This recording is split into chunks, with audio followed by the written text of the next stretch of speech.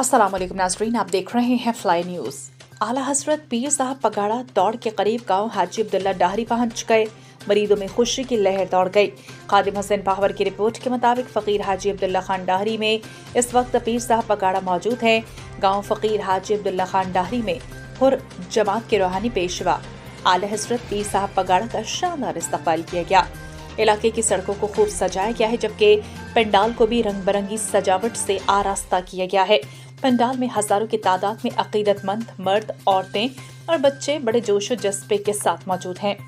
Programme के मेज़बान फ़कीर रज़ा मोहम्मद डाहरी, फ़कीर मोहम्मद हनीफ डाहरी, फ़कीर मोहम्मद हारून डाहरी, फ़कीर हाफिज़ शाहिद डाहरी, फ़कीर मीर मोहम्मद डाहरी, फ़कीर मोहम्मद रमज़ान डाहरी और दीगर ने फ्लाई न्यूज़ से गुफ्तगू करते हुए कहा कि आला हजरत पीर साहब पगाड़ा 35 साल बाद यहाँ तशरीफ़ लाए हैं, जिसकी वजह से आज का दिन हमारे लिए ईद से कम नहीं।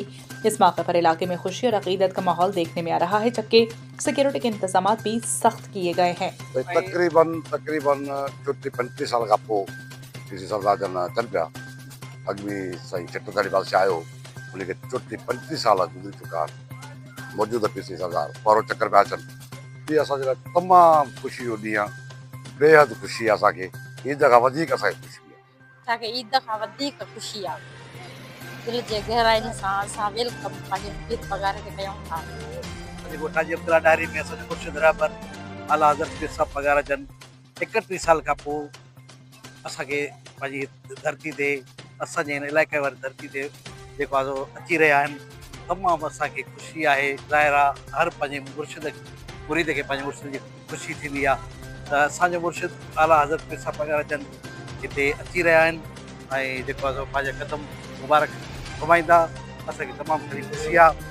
उन खां बाद में हिते सिर्फ़ु मुरीद न बल्कि जेके आम असांजे इलाइक़े वासी मुरीद थिया या मुरीद न आहिनि बि, उहे बि उनजी मोहबत में अची करे हिते अंगण ते आया आहिनि ऐं इनशाअल्लाह जेको आहे असांजो मुर्शिद ईंदो ऐं असांखे दीदार नसीबु थींदो।